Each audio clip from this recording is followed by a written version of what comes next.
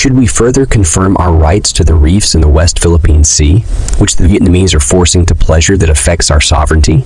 Because if we go back to the severe deeds of the Vietnamese soldiers who used dirty methods to deceive the Filipino soldier, which was a reason for them to easily take over the Southwest K, which seems like our Filipino countries have forgotten, especially those in the government. If you remember, as early as in 1968, the Philippine government began sending troops to occupy Southwest K, and in 1970, one made an official announcement that the Philippines were occupying several of the features in KIG for reasons of national security and to protect the interests of the state and its citizens. Southwest K is near the northern edge of the Spratly Islands in the South China Sea. It is just northwest of Dangerous Ground in the North Danger Reef Group, which also contains the Filipino occupied Northeast K Parola, the South Vietnamese occupied South Reef, and the unoccupied North Reef. Southwest K and Northeast K are just 1.75 miles, 2.82 km, apart, and each island is visible from the other. In 1975, a party was held for the Filipino commanding officer at Northeast K. Filipino forces guarding the Southwest K attended the party and upon their return, found that the South Vietnamese, who were then allies, had occupied the island in their absence. The incident took place when all the Filipino soldiers guarding Southwest K Pugad left to attend the birthday party of their commanding officer, who was based on Northeast K Parola. A storm that day is also believed to have influenced the soldiers to regroup temporarily on Parola. A report also came out saying that South Vietnamese officials managed to send prostitutes to the birthday party to lure the Filipino soldiers guarding Pugad. It was said to be a present to the Filipino commander for his birthday, and as a move of South Vietnamese forces to befriend all Filipino soldiers guarding the Spratlys.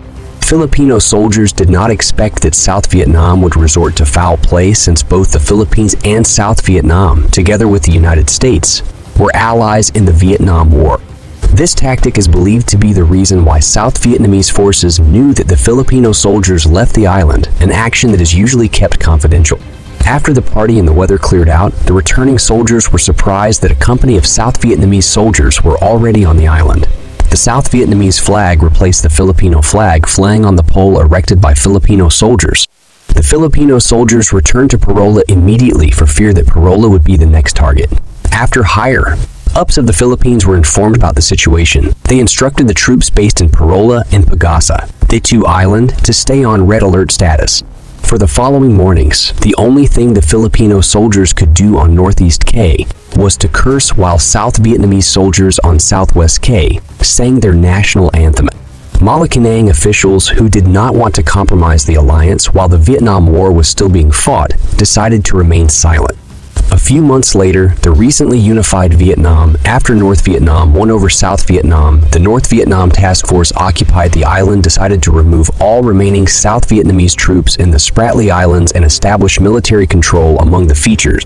It was reported that dozens of South Vietnamese soldiers in Southwest K swam all the way to Northeast K just to avoid being captured by North Vietnamese forces. It was then when Malacanang officials headed by President Ferdinand Marcos discussed how the Philippines would reclaim the island. It had been apparent that most of the officials, who considered the North Vietnamese communists to be a threat to Filipino national security, wanted to attack Southwest K to reclaim it. However, after an intelligence report came stating that the unified Vietnam had already built a huge concrete garrison within a few weeks, the officials dropped the plan and tried to resolve the issue diplomatically. However, this approach eventually died along the process, making Southwest K a Vietnamese occupied island up to this day. Now, Vien has built helipads, ports, fishing villages, and fishery logistics service areas on Southwest K, all of which can provide logistic support to vessels and aircrafts during wartime. We could have enhanced EPI's presence in Northwest Spratly Islands. Now, not only we lost control of Southwest K, but also our control of Northwest K is threatened by Vien's island building activities. It's time to take back what belongs to us. It's now a choice of our government and countrymen. Negative implications of Vietnam's further militarization. First, threat to Philippines' strategic waterway. Vien's military strength is one of the best in Southeast Asia, and that backs its government to quicken island building and militarization paces. Vien's ambition to appease is above the water now.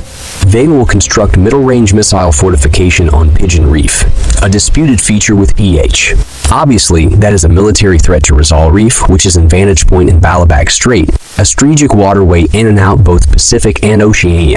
With Rizal Reef in hand, Philippines can secure and monitor ships passing through, making sure Philippine ships can get into Pacific unimpeded through Balabac Strait.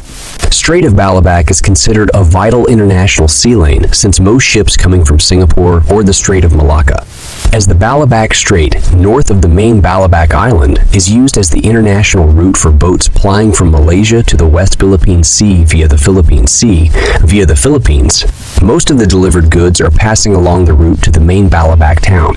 If Vietnam's militarization poses substantial threat on Rizal Reef, Philippines monitor and control on the Rizal Reef and Strait of Balabac, so as Philippines import and export trading being undermined. Second, harm to Philippines' fisheries.